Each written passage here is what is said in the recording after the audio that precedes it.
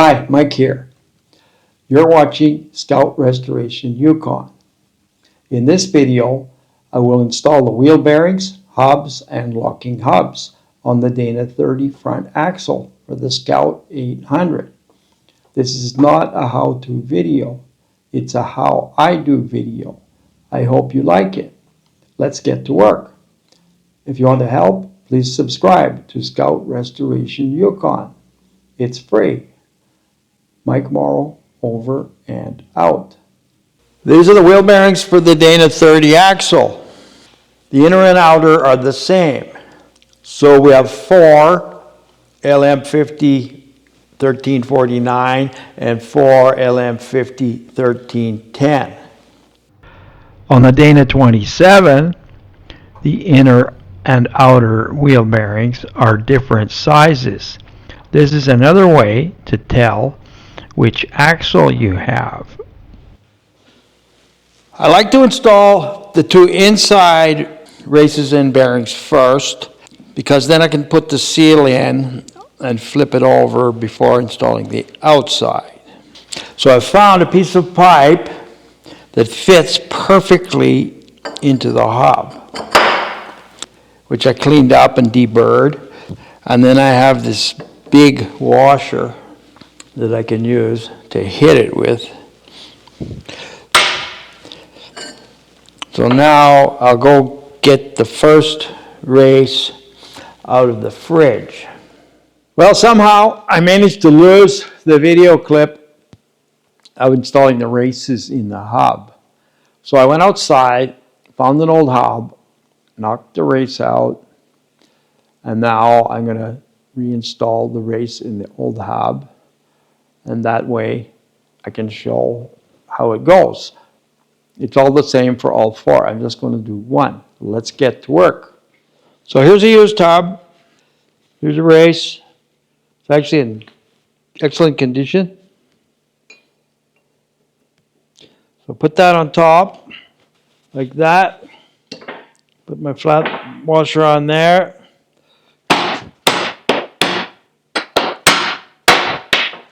Knock it in that far. Now I get my little pipe, put it on top, my washer on there.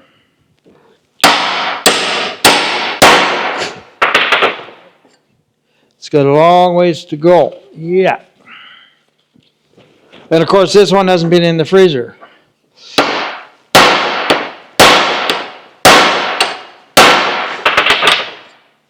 You can tell by the sound. And if I look underneath, I can see it's all the way in. It's hard to see because it's greasy, but it's all the way in.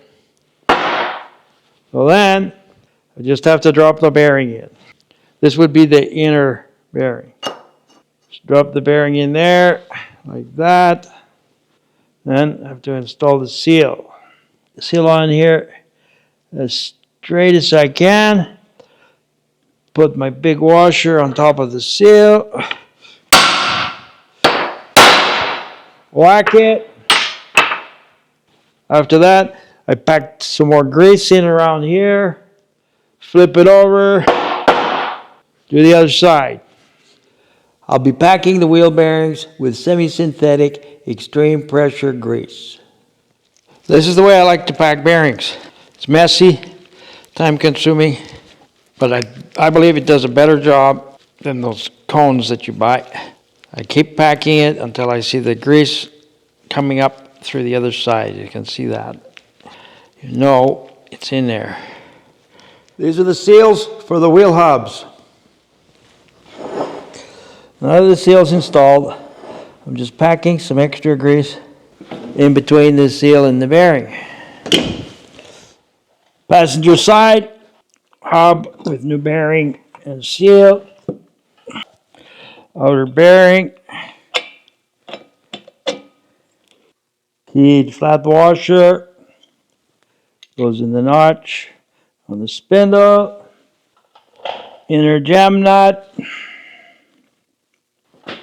None of my axle nut sockets worked, so I made this socket out of a piece of pipe, some flat bar, and a nut. Oftentimes I find it easier to make the tool rather than go and buy it. Inner jam nut, torquing to 50 foot-pounds. There we have it. Backing off the jam nut. As I turn it, I'm feeling the drag on the bearing. Now I'm just going to tighten it gently. Okay, there. We don't really want any preload on a wheel bearing. Should be good. Lock plate, keyed to the hub. There. Outer jam nut. The Dana 27 jam nuts utilize set screws, no lock plate. Torquing outer jam nut to 50 foot-pounds.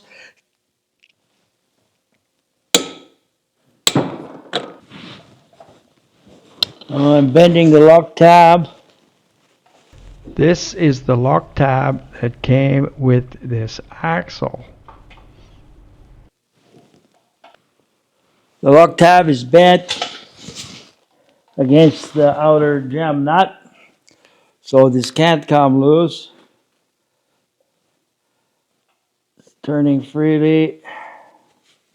Putting some extra grease in the hub around the bearing. Fill that up.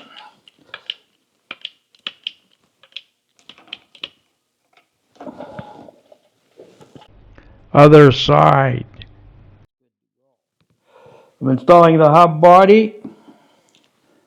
I'll put a liberal coating of Permatex aviation former gasket on both sides of the gasket.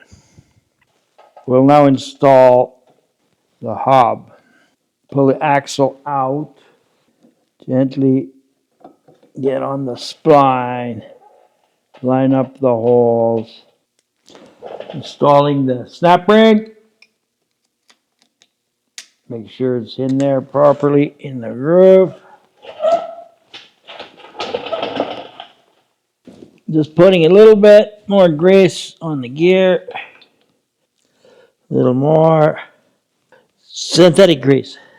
If this was regular grease, when the cold weather comes, you wouldn't be able to move these hubs. I'm now installing the clutch body onto the hub body, and I've coated both sides of the gasket with former gasket. So just gently put that on there. And I'll just start 2 bolts. Just applying a light coating of Never Cease to these bolts. Remove the first 2 bolts. A little bit of Never Cease on them. I'll just run those in.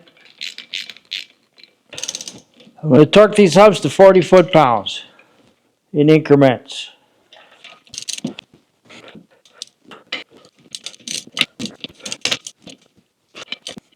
For the final torque, I'll just make sure this is working.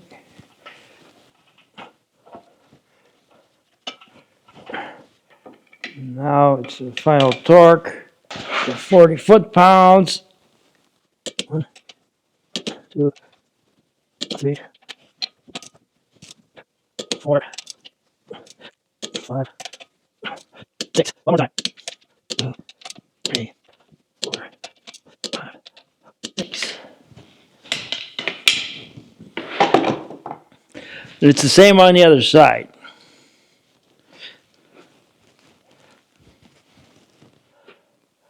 I don't have any brake parts right now, so I'm just going to put these brake drums on there because I'll be putting the wheels on and installing this axle into the Scout and doing the brakes later. These drums are in excellent condition.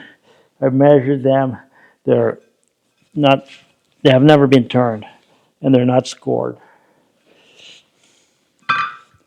I'll just slip that on there. That. We'll just clean this off with some brake clean. Any gasket goop that squeezed out is now gone. And that's ready to roll. Same thing for the other side. Okay, let's just check and make sure that these hubs are working. So I'm turning this one here and it's free. Now, if I lock it, right, the pinion turns. Okay? Unlock it, it's free again. Other side, it's locked. Free. It's free.